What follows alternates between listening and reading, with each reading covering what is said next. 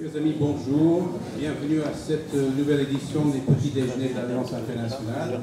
Nous sommes ravis d'accueillir ce matin le professeur Jean-Pierre Filieu, chercheur et écrivain. Et nous sommes ravis également de retrouver notre ami, historien, écrivain, Henri Vert, qui va mener les débats ce matin, qui sera modérateur pour les questions et réponses après. Henri, la parole est à vous. Merci beaucoup pour ce propos introductif et qui est toujours très bref. Bonjour Jean-Pierre Filieu. Bonjour. J'avais préparé quelque chose, mais je ne vais évidemment pas me référer à ce que j'ai écrit. Votre avant-dernier livre s'appelle « Les 9 vies d'Al-Qaïda ». Alors je vais garder juste la première partie, parce qu'avec ça on ne joue pas. Mais les 9 vies, vous en avez eu, je pense, au moins 8. Vous en avez eu 8, et je vais m'expliquer. Vous avez d'abord été résident à la Cité internationale, en venant d'Amiens. Vous avez également, vous êtes également professeur associé à Sciences Po Paris. Vous avez aussi une particularité, c'est d'enseigner en français, bien entendu. Vous enseignez en anglais, mais vous enseignez également en arabe, ce qui est plus inattendu, ou moins commun. Vous avez également pour capacité de maîtriser peu ou prou le mandarin. Vous avez été également, dans votre jeunesse, un homme de terrain, dans l'humanitaire. Vous étiez au Liban au moment de la guerre civile. Vous avez été, au moment de l'occupation soviétique en Afghanistan, dans une zone tenue par la résistance. Une autre de vos vies, c'est la diplomatie. Vous êtes jeune, mais 20 ans malgré tout, passé dans certains pays arabes, ce qui n'est pas forcément évident lorsqu'on parle une langue, de se retrouver dans un pays qui vous permet de l'utiliser. Vous avez été en Jordanie, en Syrie, en Tunisie et très souvent pour un diplomate aux États-Unis. Et puis on vous retrouve dans la politique, en tout cas en cabinet, et vous êtes conseiller diplomatique ou dans la cellule diplomatique auprès du ministre de l'Intérieur Pierre Joxe. Vous êtes également auprès du Premier ministre Lionel Jospin. Vous auriez le profil pour être auprès de François Hollande dans la cellule diplomatique. Appelez-le. C'est l'an 1, et c'est ce qui nous réunit ce matin, de la révolution arabe. Alors il me semble qu'avant de poser la première question, ça mériterait un cadrage de votre part. Merci beaucoup. Est-ce que ça marche bien? Parce que déjà je parle bas de manière générale. Ma formation diplomatique me fait parler encore plus bas que de nature. Et le matin, alors là, je peux vous dire que je commence toujours à travailler avant l'aube. Alors à cette heure-ci, c'est le pire moment. Quand je commence à peine à ouvrir les yeux après mes 2 heures d'écriture. Alors, d'abord, merci beaucoup à vous-même, à l'Alliance internationale, d'être venu, certes dans un cadre prestigieux, mais de manière un peu prématurée, anticipée. Avant, je n'en doute pas, une longue journée de travail. Alors, pourquoi l'an 1 de la révolution arabe? Parce que vous avez un peu tout entendu, le printemps, l'automne, l'hiver, le cycle des saisons, j'en passe. Or, comme historien, mais aussi comme personne qui, ça vient d'être rappelé, a passé le plus clair de sa vie d'adulte dans le monde arabe, je veux redonner du sens et de la perspective. Alors, il se trouve que la vie d'Al-Qaïda, c'est mon antépénultième livre. L'avant-dernier, c'est effectivement la révolution arabe, 10 leçons sur le soulèvement démocratique, qui vient d'être sélectionné pour le prix de l'histoire du Sénat. On est dans les 3 finalistes, verdict le 6 juin. Et le tout dernier, c'est une histoire de Gaza. Alors, tout ça pour dire que du général au particulier, et surtout la perspective historique. Ce que nous voyons depuis le 17 décembre 2010, depuis que l'immolation de Mohamed Bouazizi à Sidi Bouzid, dans le sud de la Tunisie, a littéralement enflammé l'ensemble du monde arabe, ce n'est pas une vague qui va passer comme cela, ce n'est pas un mauvais rêve que les dictateurs vont pouvoir oublier assez vite, ce n'est pas un réajustement que les uns et les autres pourront plus ou moins gérer avec en plus tous les recyclages de clichés sur le thème « Ah, ces Arabes, on croyait qu'ils pouvaient faire la révolution, ils ne sont jamais capables que d'élire des barbus ». Je caricature, mais au fond, pas tant que ça. Reportez-vous à vos quotidiens et à vos hebdomadaires favoris. Eh bien, que nenni. Nous ne sommes qu'au début d'un mouvement d'une immense ampleur. Nous ne sommes que dans l'an 1, donc maintenant on est dans l'an 2 quand même, de la révolution arabe, que je mets au singulier, non pas parce qu'il y aura des révolutions partout, je ne le crois pas. Le roi du Maroc a d'ailleurs prouvé qu'on pouvait très intelligemment faire des réformes substantielles et ainsi couper l'herbe sous le pied de la contestation, en remettant, si j'ose dire, la charge de la responsabilité de la réforme entre les mains d'un gouvernement désormais dirigé par des islamistes.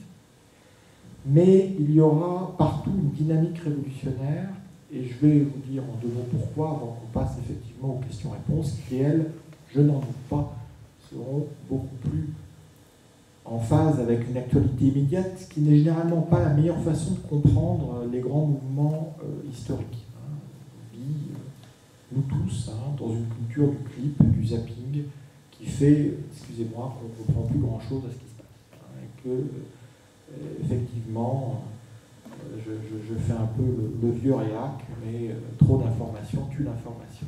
À la fin de la journée, on ne sait plus rien de ce qui s'est passé.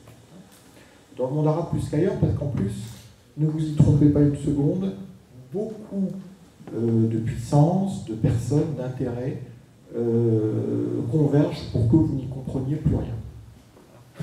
Et que surtout ce qui se passe là-bas soit totalement inintelligible et permette effectivement de filer des perles du genre le printemps des peuples, l'automne des barbus, l'hiver islamiste, etc., etc. Donc ça n'est ni tout rose ni tout vert, mais c'est beaucoup plus compliqué, et surtout ça ne fait que commencer.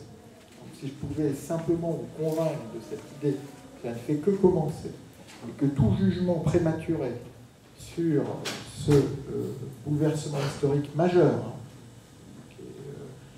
à partir de tel vote, de tel événement, de telle déclaration, de telle initiative, serait tout à fait erroné, libre à chacun de se voiler la face, littéralement. Mais personnellement, ce n'est pas l'attitude intellectuelle que je privilégie ou que je favorise. Donc, pourquoi révolution arabe au singulier? Parce que nous sommes dans un temps long de 2 siècles, qui a commencé, et je me suis encore fait étrier il y a quelques jours à Istanbul, parce que j'ai osé avancer cet événement-là, par l'expédition de Bonaparte en Égypte. Alors, on dirait effectivement, là, on part en 1798, le petit déjeuner n'est pas fini. Mais c'est comme ça. Et c'est comme ça, d'abord parce que les historiens le disent, en tout cas les historiens qui m'ont précédé, donc en bon historien, je m'en réfère à leurs travaux, mais surtout parce que les historiens arabes le disent, parce que j'ai eu beaucoup de mal à expliquer à des Turcs, à des Indiens musulmans et des Pakistanais qui me considéraient comme un horrible colonialiste parce que je faisais commencer le début du processus d'émancipation des peuples arabes par une invasion du type de celle de Bonaparte en Égypte. C'est comme ça. C'est comme ça. Cette invasion, d'abord, elle a eu l'immense mérite du point de vue historique d'être courte et légère. Donc, effectivement, les peuples égyptiens peuvent, de Youssef Chahine jusqu'à aujourd'hui, en garder plutôt un bon souvenir. Et puis, ce qu'on a oublié, c'est que Bonaparte s'est présenté comme un musulman quand il était en Égypte. Il faisait des proclamations en arabe. Et il disait aux Égyptiens, les Turcs sont des mauvais musulmans, moi, Naboulioun, je vais vous libérer de ces mauvais musulmans. Et restaurer l'islam dans sa grandeur. Et surtout dans son face, dans son développement. Les Arabes n'en pouvaient plus de cette tutelle musulmane qui les étouffait.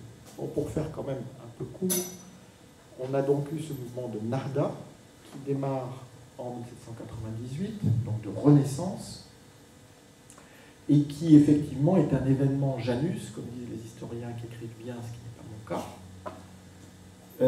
où on a à la fois une irruption étrangère et en même temps un formidable défi de civilisation. L'expédition d'Égypte, sa dimension scientifique, etc. Qui fait qu'à partir de là, vous allez avoir des dynasties modernisatrices qui, sous la tutelle nominale de la Sublime Porte, vont mener des programmes de modernisation autoritaires et volontaristes. Comme par hasard, c'est déjà la Tunisie et l'Égypte. la Tunisie adopte en 1861 la première constitution du monde musulman. Là aussi, je m'en baffe avec mes collègues ottomanistes qui expliquent que les Tanzimat, l'Empire ottoman, c'est ça. Non, c'est pas vrai. Ça a commencé du côté arabe avec un texte 1861, comme une Daoula, la loi de l'État, qui vaut en fait séparation du religieux et du politique. Pour rappeler que la Tunisie DB a aboli l'esclavage 2 ans avant la France. Je vous laisse compter donc combien de temps avant les États-Unis d'Amérique. Ce processus, à la fois politique, constitutionnel, économique, industriel, les pays émergents, est brisé par l'intervention coloniale, 1881, Jules Ferry en Tunisie, 1882, les Britanniques en Égypte. Et ce qu'on voit, c'est que ça continue encore, toujours ce sont les historiens arabes qui le disent, jusqu'à la Deuxième Guerre mondiale, donc ils pensent que la Narda c'est cela, et déjà vous aviez l'équivalent des chaînes satellitaires arabes aujourd'hui qui diffusent une langue qui est une langue de progrès, qui est une langue laïque, qui ne veut pas dire qu'une langue laïque ne prononce pas du religieux, simplement qu'elle est produite et diffusée dans un cadre qui ne l'est pas. Et à l'époque c'était l'imprimerie, qui a fait que soudain on a eu une diffusion des idées beaucoup plus large en dehors justement du cadre de la mosquée ou de la médersa.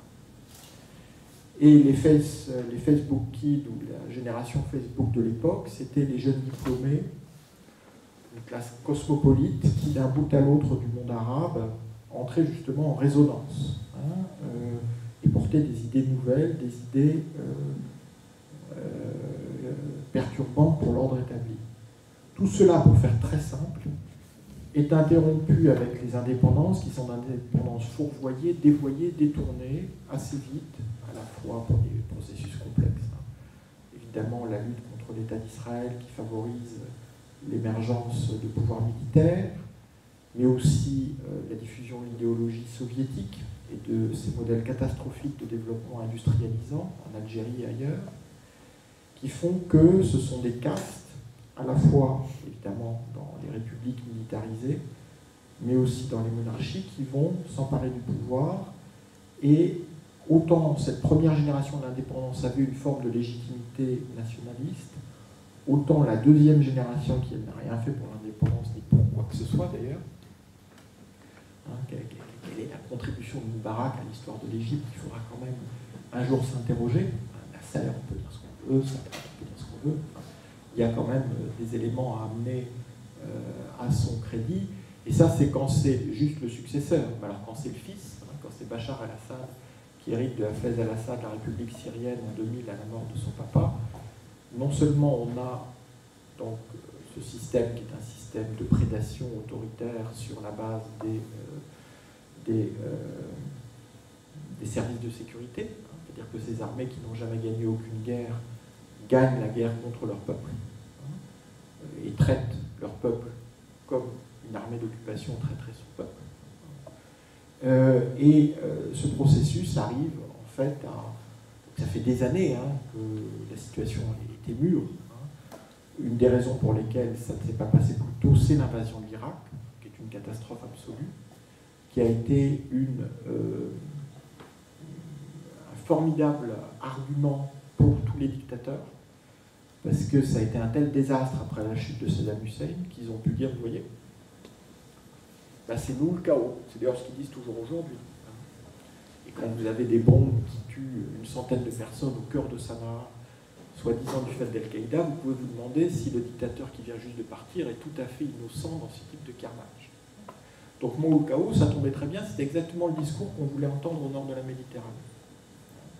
Parce qu'on connaît tous le monde arabe, vu qu'on a tous passé des vacances à Marrakech ou à Djerba, et que donc le récit virtuel qui était projeté par les dictateurs, convenait parfaitement, et pas uniquement à vous et à moi, mais aussi à toute une couche médiatico-politico-culturelle.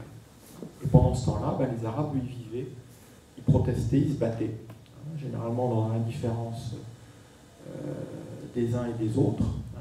Et vous avez toute une histoire, qu'il faudra d'ailleurs nourrir, des mobilisations, des contestations arabes. Donc aujourd'hui, on en est là. Ça a craqué dans le pays où on pensait que ça craquerait le moins vite ou le plus tard, hein, qui était la Tunisie. Il faut savoir que la Tunisie, au-delà du jasmin et des plages de Hammamet, c'était quand même, sur 10 millions d'habitants, 2 millions de membres du parti présidentiel. Donc c'était le degré le plus abouti de contrôle politico-militaire de la société. Et Sidi Bouzid, l'endroit où ça démarre, est l'endroit où la densité des forces de sécurité était la plus forte de toute la Tunisie. C'est-à-dire que le système est arrivé à son extrême. C'est-à-dire qu'il s'est effondré d'un excès de répression. Donc aujourd'hui, on a effectivement, et là on va revenir évidemment à l'actualité, à hier, à demain, après-demain, etc. Mais il faut prendre en compte ce temps long. C'est-à-dire que les élections que vous avez vues, on va voter énormément dans ces pays. Et de même que vous avez une accélération de l'histoire, c'est-à-dire que vous avez eu une dictature, la tunisienne qui tombe en 18 jours, puis après vous avez eu le régime, enfin vous avez eu Moubarak, la présidence Moubarak, parce que le système est toujours en place, qui lui tombe en 23 jours. Puis après vous avez la Libye, vous avez toujours la Syrie aujourd'hui. Et donc on a, mais la pulsion générale est à l'émancipation des peuples parce qu'elle est portée par la jeunesse, c'est-à-dire par la... quand je dis la jeunesse, c'est en fait les jeunes pères et les jeunes mères. Hein. C'est pas du tout mai 68 et élection piège à con et les jeunes étudiants qui au fond sont un peu en rapport compliqué avec l'entrée dans la vie active. Ce sont des jeunes actifs qui savent que dans ce système-là, ils n'ont aucun espoir. C'est ça qui fait aussi que leur mobilisation, elle ne s'arrêtera pas. Parce qu'ils font ça pour eux, certes, mais ils font surtout ça pour leurs très jeunes enfants. Et quand on voit les profils, Wael Roneim, par exemple, le cadre de Google qui a été derrière la mobilisation virtuelle sur la place Tahrir, et d'ailleurs il y a son livre Révolution 2.0 qui vient de sortir en français, qui est très intéressant pour suivre son parcours. C'est un jeune père, c'est quelqu'un qui a 30 ans, et qui est en permanence, alors qu'il risque sa peau, il est prêt à tout, et le seul truc qui le retient, c'est sa femme et ses 2 enfants auxquels il pense tout le temps. Mais il le fait quand même. Ce qui est dans l'ordre de l'engagement politique et du sacrifice assumé, un degré au-dessus de celui des ados plus ou moins attardés, sans charge ni responsabilité. Donc ce sont ces gens-là qui sont à l'avant-garde de cette pulsion révolutionnaire, qui ne devient en fait mouvement révolutionnaire que quand face à cela, on a un régime qui est assez bête, assez brutal, assez barbare, comme dans le cas syrien, pour ne répondre que par la répression au fond, des revendications élémentaires, de justice sociale, de respect des libertés publiques, de lutte contre la corruption. Donc tous ces régimes jouent le temps. Ils jouent le temps, ils jouent notre fatigue. Et c'est vrai que visiblement les commentateurs sont déjà très très très fatigués, parce que je lis de partout, quand on voit comment ça se ressasse. Et ils jouent sur l'idée qu'effectivement tout ça va passer, que c'est un mauvais rêve. Et bien pour conclure ce propos introductif, je ne sais pas si pour vous c'est une bonne ou une mauvaise nouvelle, sachez que ça ne fait que commencer. Merci. Écoutez, merci. Vous avez dit énormément de choses. Il y a un élément que je voulais, qui m'est tout à fait personnel par rapport à vous, nous ne nous connaissions pas. Mais vous avez la notoriété, mais moi ce que j'avais envie de vous dire, c'est que vous avez aussi la crédibilité. C'est un élément, moi, à vous écouter depuis un certain nombre d'années, qui est extrêmement important pour moi.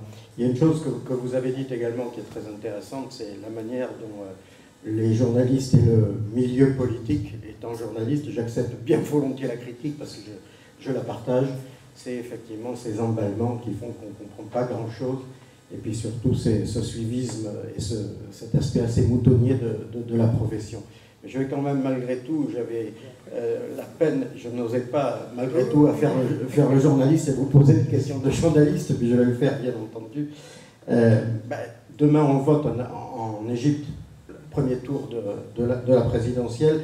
Alors, c'est vrai aussi que c'est difficile pour l'historien qui travaille sur une patte qui est le passé, et je crois que c'était extrêmement important. Donc, c'est difficile pour l'historien de prédire l'avenir, parce que là, je retombe dans les travers que vous-même vous avez dénoncés, mais à la lumière de vos connaissances, à la lumière de cette maîtrise que vous avez du monde arabe, est-ce que le favori, ce n'est pas Amr Moussa, qui est l'ancien ministre des Affaires étrangères d'Hosni Moubarak? Alors déjà, excusez-moi, mais il faut dire dans quel contexte se passent ces élections.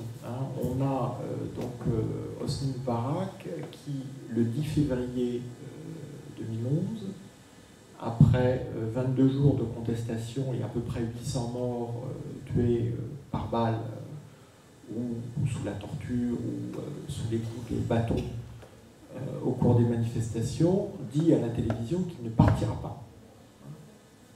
D'où déluge de chaussures sur la place Tahrir contre l'écran du dictateur. Et en plus, il parle, c'est-à-dire il est gentil, Moubarak, il en a tué 800, après tout, il aurait pu en tuer plus, comme Bachar et les autres. Et il dit qu'au fond, il pardonne aux Égyptiens d'avoir osé le défier.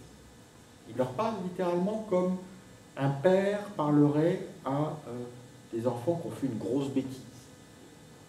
C'est insupportable. Il faut que vous compreniez que ce discours est insupportable.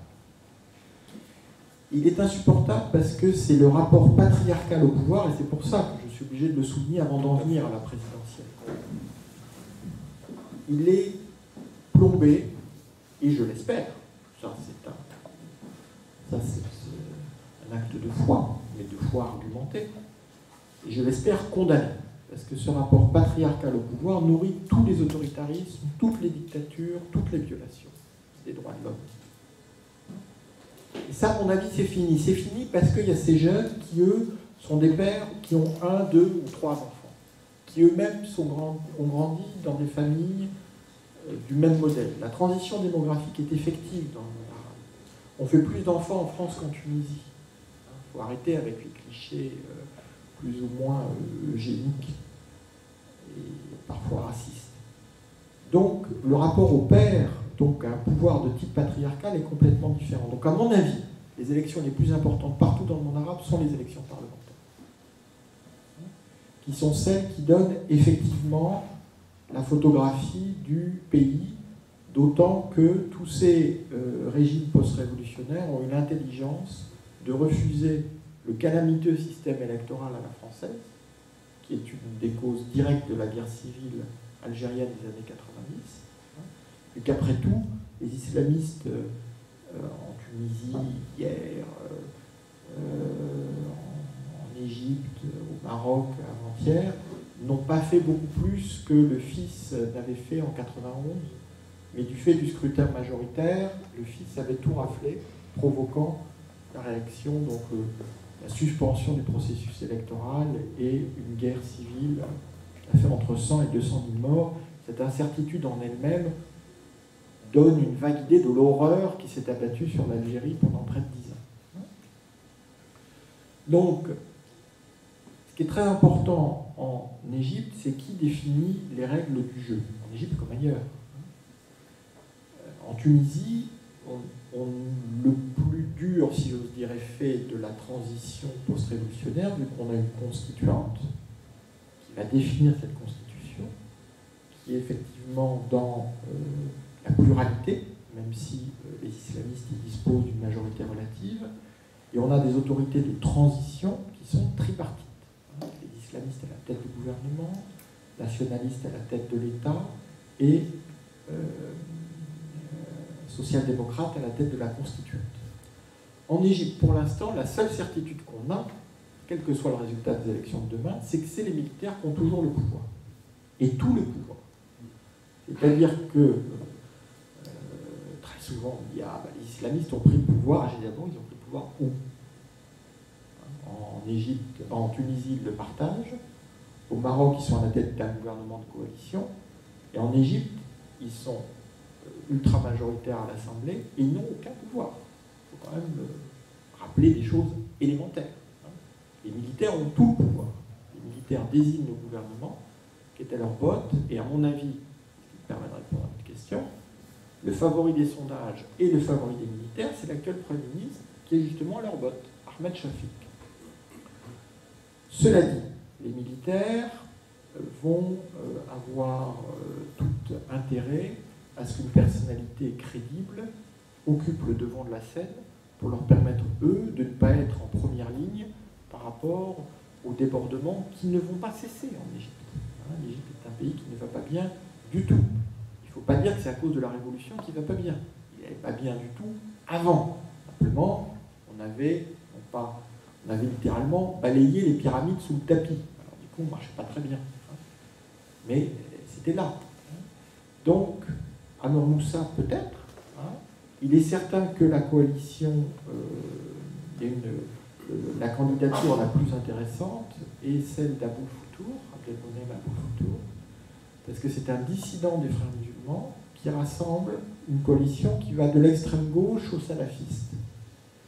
Mais ce qui est très intéressant, c'est que le candidat des frères musulmans, la seule certitude, c'est que, non seulement il n'y arrive pas, mais on pense qu'il fera quelque chose comme 10%. Donc ça veut dire que le peuple égyptien, avec tout ce qu'on raconte sur ce peuple arabe qui n'a pas de conscience politique, qui ne sait pas, patafin, ben il sait parfaitement quand il vote pour un député pour qui il vote, et quand il vote pour un président pour qui il vote. Donc on a un décrochage et une différenciation dans le type de vote, avec en plus déjà une évolution dans le temps. C'est-à-dire que si demain les Égyptiens votaient pour les élections parlementaires, sans doute que les frères musulmans feraient déjà beaucoup moins. C'est-à-dire que l'accélération de l'histoire, qui est exactement ce qu'on a vécu en France, à partir de 89, fait que les repositionnements politiques et le processus de conscientisation est extrêmement accéléré.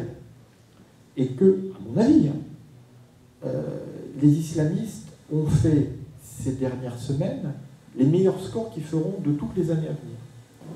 Parce qu'ils ne peuvent que décevoir partout. Mais bon, le peuple tranchera. Je passerai bien la matinée avec vous à discuter. Le temps passe très vite, qui m'est imparti. Je vais donner la parole à la salle dans une seconde.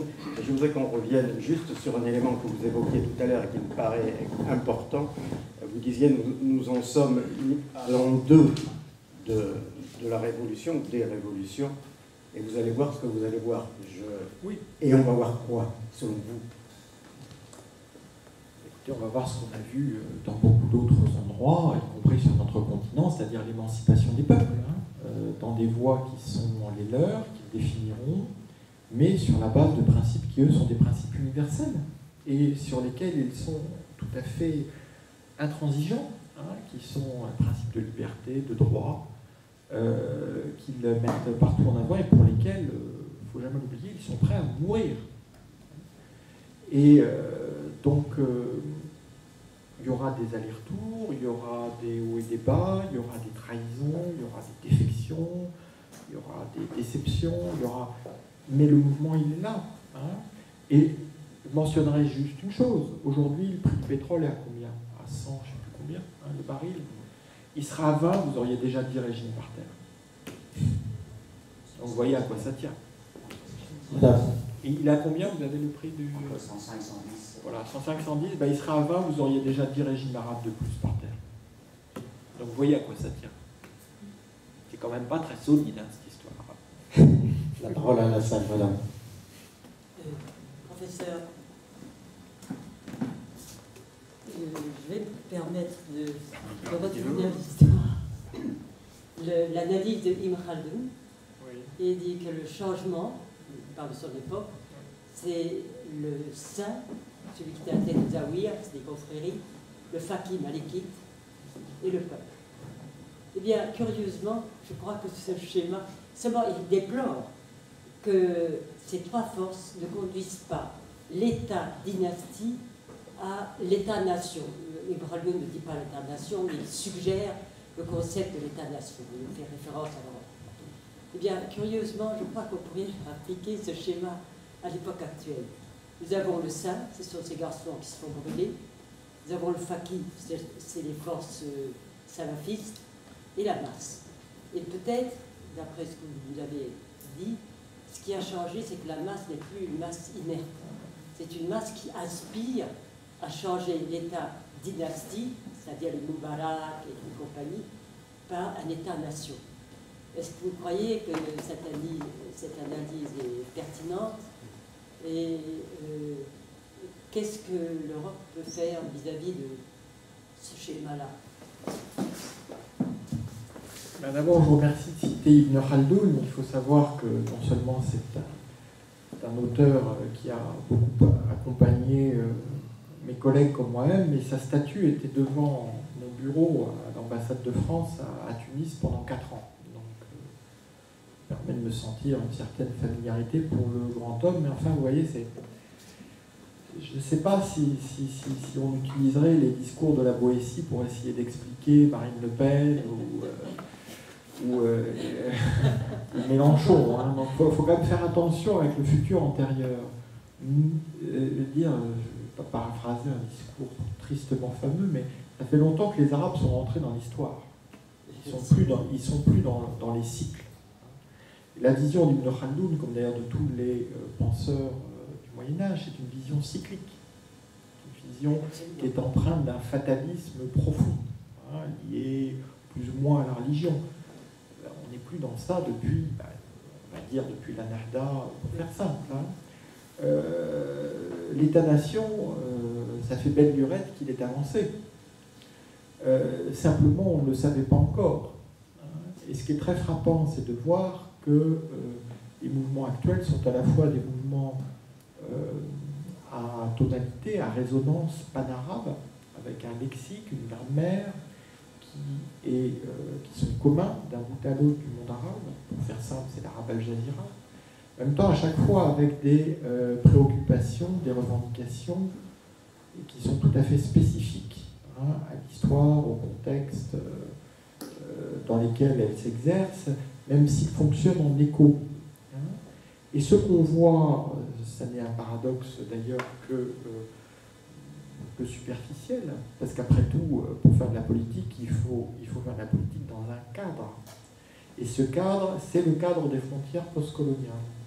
Donc le paradoxe, c'est que ces mouvements révolutionnaires valident, consolident les frontières postcoloniales. Hein. Et le cas majeur est évidemment la Libye. La Libye qui n'a pas d'existence étatique jusqu'à son indépendance en 1951. À l'époque, c'est un État fédéral, entre le Fezzan, la Cyrénaïque et la Tripolitaine. Et on voit les manifestants qui, spontanément, dès le 17 février 2011, reprennent ce drapeau de l'indépendance pour clamer l'unité de leur pays. Et alors, le problème, c'est que chaque fois qu'il y a une velléité fédéraliste, etc., on en parle. Ce qu'on ne voit pas, c'est que justement, il y a, si on a besoin de crier en disant Cyrénaïque ceci, faisant cela, c'est que la tendance lourde, elle est à l'unité et elle est justement la compétition pour le pouvoir au centre. Hein, au centre physique, c'est-à-dire à Tripoli, ou au centre politique, donc les élections qui se dérouleront pour l'équivalent libyen de la constituante. Donc on est effectivement dans cela, et qui divise? Qui veut aller vers des États confessionnels? Qui veut aller vers des États dynastiques? C'est non seulement moi ou le chaos, mais c'est l'idée, si je ne peux pas avoir la Syrie entière, alors j'aurai un État alawite. Si je ne peux pas avoir le Yémen entier, alors j'aurai un État zaïdite. Et je me replierai sur mon précaré confessionnalo-tribal. Alors eux, ils sont khaldouniens. Oui, ils sont khaldouniens. Sauf que ils ont pris Ibn Khaldoun à l'envers, et ils en tirent, fort heureusement pour les peuples, de très mauvaises conclusions. Alors quant à l'Europe, moi c'est pas du tout pour charger tel confrère ou tel autre. Hein. Moi j'ai le plus profond respect pour la profession journalistique, ou la profession diplomatique, ou la profession universitaire. Le problème, c'est des contraintes économiques et les contraintes de temps. C'est pour ça que je me suis permis de faire cet exposé. Parce qu'il faut redonner du temps au temps, il faut reprendre son souffle. Si on passe son temps à zapper d'une dépêche à l'autre, je vous jure, c'est impossible de s'y retrouver. Même avec la meilleure volonté du monde. Il faut retrouver des cadres. Et ça veut dire que pour recomprendre ces sociétés, les Européens, parce que la tendance, moi je la vois partout, c'est de passer de Ben Ali à Ranouchi. Et les islamistes, ils sont parfaits pour ça. Hein, avant, vous faisiez 2 jours en Tunisie, Ben Ali vous arrangeait les femmes, les professeurs, les syndicats, les anciens combattants, etc., qui étaient tous pro Ben Ali. Aujourd'hui, si vous allez en Tunisie, vous téléphonez aux islamistes, ils vous arrangent la même chose. Et vous pouvez rentrer à Bruxelles ou ailleurs en disant j'ai vu la Tunisie, j'ai vu des femmes, j'ai vu des anciens combattants, j'ai vu des paysans, etc., qui tous sont narda, sont islamistes. Et bien vous n'aurez pas plus compris la Tunisie à ce moment-là qu'avant. Donc il faut prendre du temps, il faut voir la pluralité, il faut écouter, il faut voir les jeunes, hein, et effectivement il faut de la patience. Et puis je suis désolé de le dire, mais il faut arriver, si ce n'est à lire en arabe, mais au moins à entendre ce que les gens disent en arabe, hein, parce que c'est l'arabe la langue de la Révolution, et le prisme anglophone ou francophone, par ailleurs je suis un militant de la francophonie, c'est pas le problème, fait qu'on entend du coup que ce qu'on veut bien entendre parce que ça nous est dit dans notre langue. Hein, et du coup, on passe à côté de la réalité, qui n'est pas forcément ni sympathique, ni joviale, etc., mais qui se trouve être la réalité. Et donc, comme on a une mauvaise analyse, mais alors on n'est pas les seuls. Actuellement, le pays qui a la pire analyse sur la révolution arabe, c'est pas en Europe, c'est pas aux États-Unis, c'est la Russie. Et pourtant, ils ont des bons arabisants, mais parce qu'ils ont un préjugé qui est idéologique. Ils ont décidé qu'ils avaient tout compris, parce qu'après tout, la Syrie, c'est la Tchétchénie. Et que donc, une fois qu'on les aura bien bombardés, une fois qu'on aura mis l'équivalent d'un Ramazan Kadyrov à la tête, eh bien, on pourra...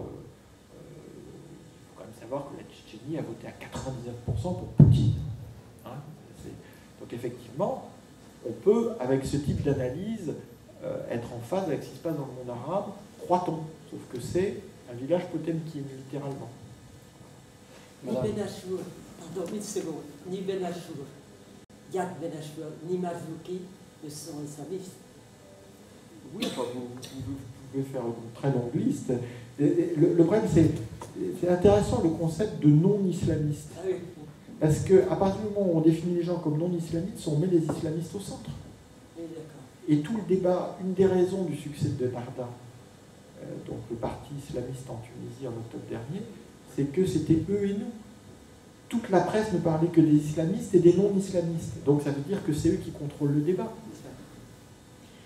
Voilà, il nous reste un quart d'heure, 20 minutes, on va aller assez vite. Madame, et puis monsieur ensuite. Je vous en prie. Moi j'ai du temps. Hein. Vous avez du temps. Vous voulez un micro comme vous voulez.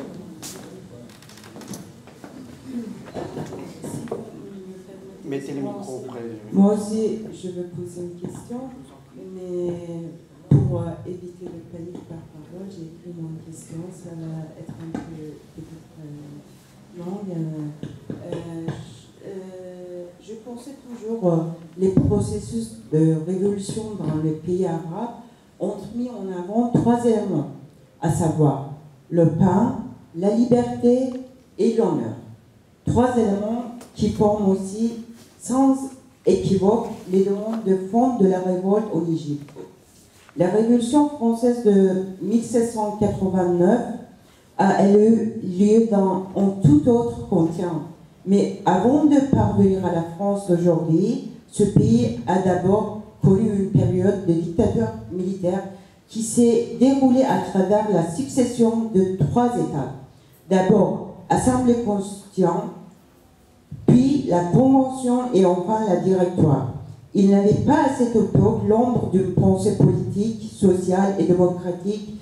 La charte de 1814, selon les doctrines du libéralisme, n'a pas accordé de place aux demandes d'égalité qui ont marqué l'esprit de la Révolution depuis 1789. La Révolution de 1848, quant à elle, apparaît dans un contexte qui a une société dite bourgeoise et capitaliste face au socialisme encore naissant. Si nous observons de nouveau le monde arabe, pour que ces 3 demandes fondatrices des révolutions puisse engendrer un processus social et démocratique dans sa conception actuelle.